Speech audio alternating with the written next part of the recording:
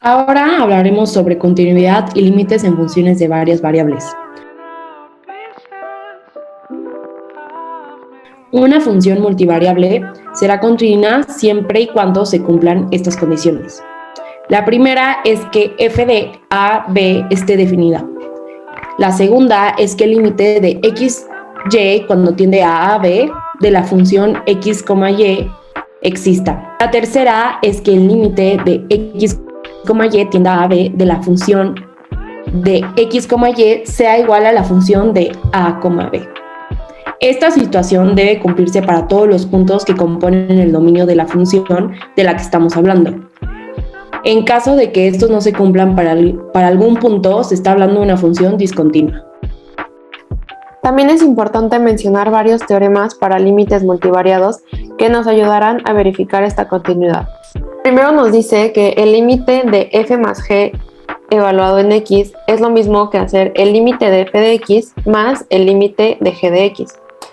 El b nos menciona que el límite de multiplicar f por g evaluado en x es lo mismo que multiplicar el límite de f de x por el límite de g de x.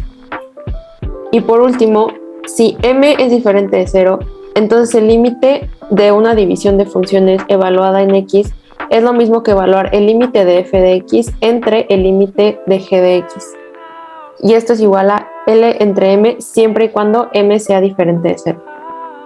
Asimismo, el límite de una composición de funciones es lo mismo que hacer el límite de la primera función y luego evaluarlo en la primera función. Otros teoremas que nos facilitarán catalogar una función continua multivariable son: sea f y g una función que va de Rn a R, de funciones definidas en el abierto de U de Rn. Si f y g son continuas, entonces la suma de las funciones es continua y f por g pertenece al abierto U de Rn, entonces f de x por g de x también es continua.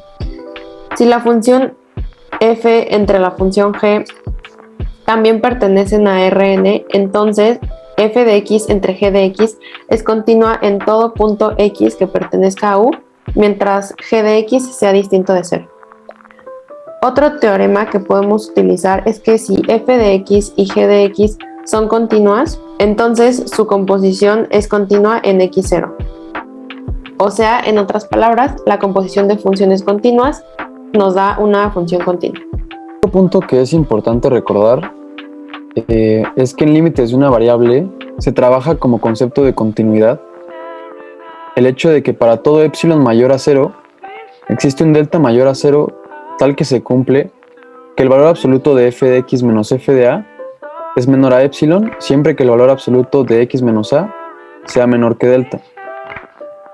De manera análoga se va a aplicar para funciones multivariables utilizando el concepto de bola abierta, el cual definiremos como lo siguiente.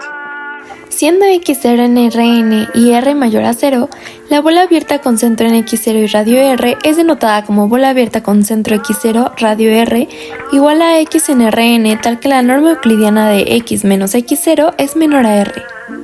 Habiendo dicho esto, estamos listos para hacer un ejemplo.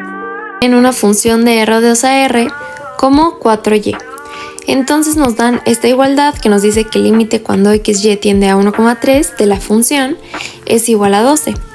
Nos dan un epsilon y nos piden hallar un delta mayor a 0 tal que se cumpla este enunciado de aquí, que es que la norma euclidiana de x, y menos 1,3 sea menor a delta cuando el valor absoluto de f de xy menos 12 sea menor a epsilon. Lo primero que tenemos es que el límite cuando xy tiende a 1,3 es 12, que es lo que tenemos acá. Teniendo este concepto podemos asegurar que x está en la bola con centro 1,3 y radio delta, que es lo que nos piden. Entonces podemos saber que el vector x menos 1,3, o sea la norma de eso, tiene que ser menor a delta, y como el vector x es x, y, podemos llegar a este resultado. Utilizando obviamente la definición de norma euclidiana, podemos llegar a que esto es igual a que la raíz cuadrada de x menos 1 al cuadrado más y menos 3 al cuadrado es menor a delta.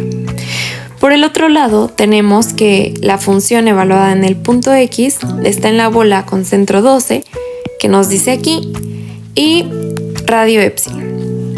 Lo que tenemos es que la norma euclidiana de f evaluada en ese vector menos 2d es menor a epsilon, y en este caso eso es exactamente lo mismo que decir que el valor absoluto de f de x menos 12 es menor a epsilon.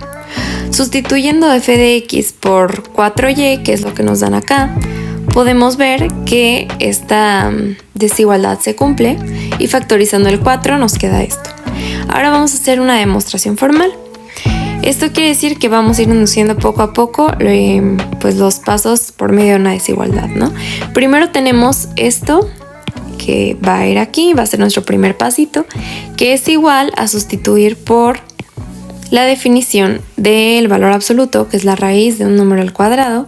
Entonces lo que estamos haciendo aquí, claro que esto sería menor o igual que sumarle otro número, que sería este, ¿no? Porque obviamente cuando le sumas otro número, como puede ser 0, podría ser igual, y como puede ser mayor a 0, entonces daría mayor o igual. Es por esto que tenemos esta parte de la desigualdad, y luego factorizando el 4 y obviamente aplicando la definición de norma euclidiana podemos llegar a esto. Y como esta es la definición de epsilon, podemos despejar el 4 y sabemos que esto es menor a epsilon. Entonces nos queda demostrado que delta es igual a epsilon cuartos, y así podemos saber que delta es igual a un cuarto sustituyendo el epsilon que nos dan al inicio, que es 0.1. Digo 1 sobre 40. Bueno, ahora vamos a hacer la demostración formal. Aquí podemos poner que sea un epsilon mayor a 0 y delta igual a epsilon cuartos.